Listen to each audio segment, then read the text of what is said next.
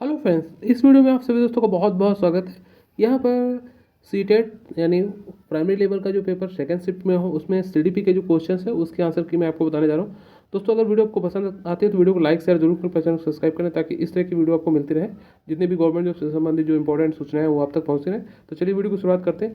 निम्नलिखित में कौन सी बुद्धि लोगों को दूसरे के मनोभाव और भावों को देखने और व्यक्त करने समझने को नियंत्रित करने में मदद करती है? तो यहाँ पे संगीतमय, प्रकृतिवादी, अंतर्वैयक्तिक, तार्किक गणितीय। तो यहाँ पे इसमें इंटरपर्सनल यानी तीसरा अंतर्वैयक्तिक। इसमें लिखा हुआ है चाइल्ड इज इंग्लिश वर्जन है। एक बच्चा, पहले अनुभव, साथ ही लड़की या लड़का होने का मतलब क्या है? ये उपचाएँ किससे की जाती है? तो ये सबसे इसका राइट आंसर जो करेक्ट होगा, पड़ोस, मीडिया, रिश्तेदार, इससे कोई मतलब नहीं। ऑप्शन 2 सही है, यानी परिवार। उसके बाद यहाँ पर क्वेश्चन नंबर 3 है, रचनात्मक मूल्य की एक आवश्यक विशेषता है। तो इसका है राइट आंसर, यानी शिक्षार्थियों के लिए मूल्यांकन मापदंड का स्पष्टीकरण, यानी पहला।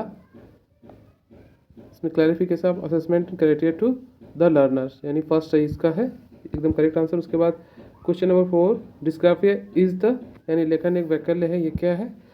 तो आपको बता दें इसका जो राइट आंसर है, इसमें आपके पास सभी को पता होगा, लर्निंग डिसेबिलिटी यानी अधिगमतात्मक अक्षमता, लर्निंग डिसेबिलिटी।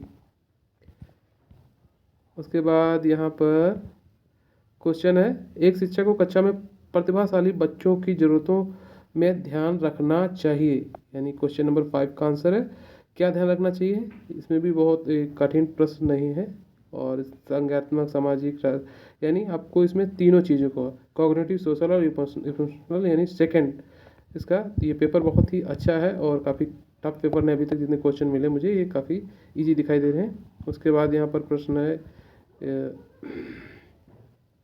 सीखने की अक्षमता वाले छात्रों को पढ़ने के लिए निम्नलिखित कौन से शैक्षिक दृष्टिकोण के उदाहरण हैं? बहुसंवेदी रणनीतियों का उपयोग, सीखने की मनोविकृत लक्ष्य, लचीला और अनुक्रमिक निर्देश का कार्यों को छोटे छोटे भागों में बांटना। तो इसका दोस्तों जो राइट आंसर है क्वेश्चन नंबर 6 का, वो है फर्स्ट, यानी पहला, तीसरा, चौथा, यानी बहुसंवेदी रणनीतियों का उपयोग, फिर उसके बाद है तीसरा लचीला और अनुक्रमिक निर्देश, उसके बाद चौथा कार्यों को छोटे छोटे भागों में बांटना। पहला सही इसका राइट आंसर है। उसके बाद यहाँ पर प्रश्न है, स्वलीन क्रम विकार के बारे में कौन सा कथन सही है?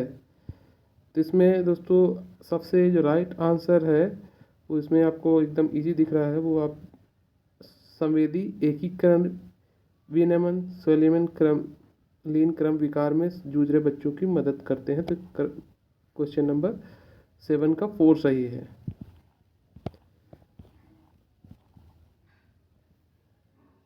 इसके बाद यहाँ पे समावेशी व्यवस्था में पढ़ाते समय यह महत्वपूर्ण है कि शिक्षक विशेष शिक्षकों की जरूरतमंद व दूसरों पर निर्भर समझे, सभी विद्यार्थियों के लिए समान पाठ्यक्रम, समान शिक्षा शास्त्र का पालन करे, विविधता को प्रभावी शिक्षण में बाधा के रूप में देखे और अपने स्वयं अंतर्निहित कल्पित पूर्वाग्रहों की लगातार जांच करे। तो यानी 8 नंबर का इसमें जो क्वेश्चन है वो है 4, यानी continuously examine their implicit and preconceived biased, यानी अपने स्वयं अंतर्निहित और पूर्वकल्पित पूर्वाग्रहों की लगातार जांच करें।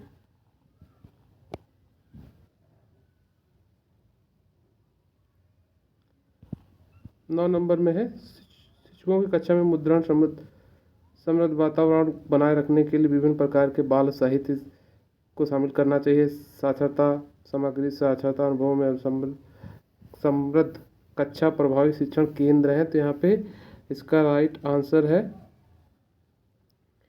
3, AR दोनों है, और एक ही आर सही व्याख्या करता है, यानी तीसरा करेक्ट आंसर इसका। इसके बाद प्रगतिशील कक्षा में विद्यार्थियों के अधिगम को सुगम बनाने के लिए शिक्षक को एक निम्नलिखित किस प्रक्रिया पर बल देना चाहिए, यानी 10 नंबर का जो राइट आंसर है इसमें किस पे बल देना चाहिए? चिंतनशील सोच पर, आज्ञाकारी श्रवण या व्यवहार अनुकूलन, निष्क्रिय। तो इसमें सबसे इजी है रिफ्लेक्टिव थिंकिंग यानी फर्स्ट, चिंतनशील सोच को। तो क्वेश्चन नंबर 10 का पहला सही है।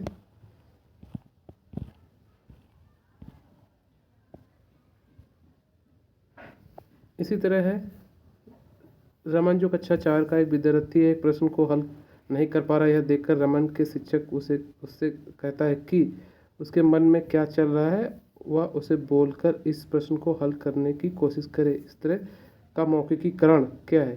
केवल अधिगम क्षमता वाले विद्यार्थियों के लिए एक सहायक, क्योंकि उसे श्रवण प्रसंस्करण में कठिनाई होती है। अनुपादक, क्योंकि भाषा और सोच आपस में संबंधित नहीं होती है। व्यर्थ है, क्योंकि भाषा सोचने की प्रक्रिया में बाधा डालती है।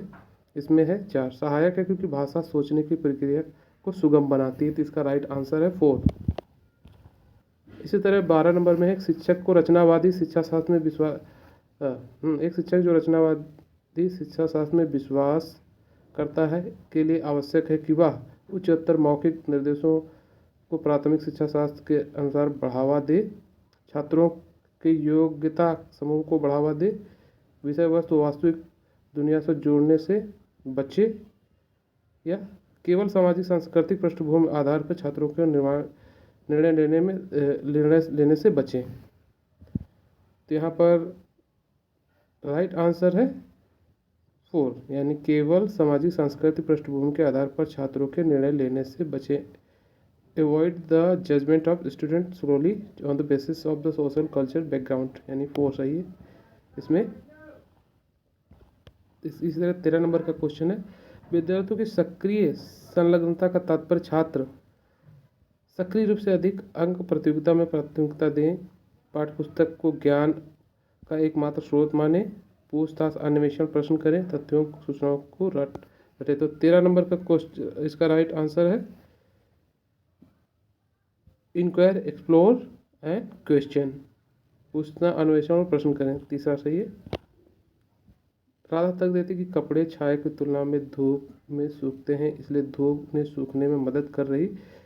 क्या यह समझ दिखा रही है? विकेंद्रीकरण है, जीववाद है, कारण भाव सोच है। तो यहाँ पर 14 नंबर का क्वेश्चन है, सबसे करेक्ट आंसर है एमिनिज्म, जीववाद।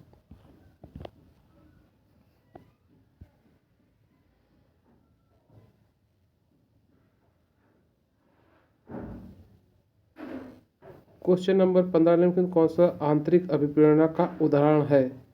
तो आंतरिक अभिप्रेरणा किससे मिलती है? व्यक्तिगत आनंद के लिए कोई खेलना, माता पिता की डांट से बचने, इसका कोई मतलब नहीं है। अच्छा ग्रेड पाने के लिए परीक्षा में एक अध्ययन करना, पुरस्कार राशि के लिए खेल खेलना। तो इसमें आंतरिक अभिप्रेरणा का उदाहरण है 4, यानी प्लेइंग गेम फॉर द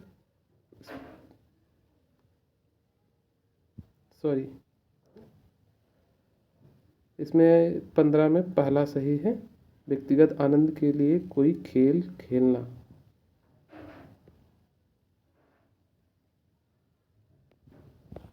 इसके बाद 16 नंबर में देखें, रचनावादी शिक्षा शास्त्र विश्वास रखने वाले शिक्षकों को बच्चों को ढेर सारी सामग्री उपलब्ध करनी चाहिए। छोटे बच्चे अर्थपूर्ण सीखने के लिए केवल मौखिक निर्देश और व्याख्यान पर निर्भर होते हैं। तो इसका क्वेश्चन सही आंसर सही है ए, यानी ए सही है लेकिन आर गलत, यानी फर्स्ट इसका करेक्ट आंसर होगा। इसी तरह 17 नंबर में देखें, साथियों शिक्षकों को सामने कम योग्यता की उपस्थिति से बचना एक उदाहरण क्या, यानी साथियों और शिक्षकों के सामने कम योग्यता की उपस्थिति से बचना एक उदाहरण है, यानी इसमें इसका राइट आंसर है परफॉर्मेंस एवोइडेंस गोल्स, यानी प्रदर्शन परिहार के लक्ष्य, यानी दूसरा इसमें सही है।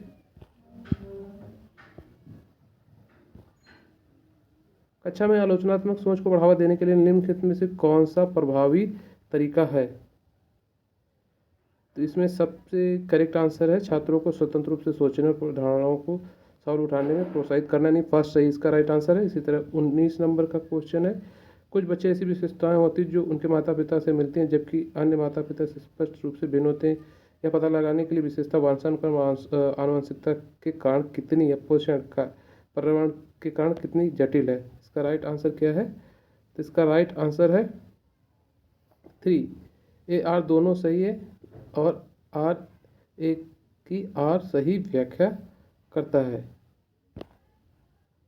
तो इसका राइट आंसर है 3।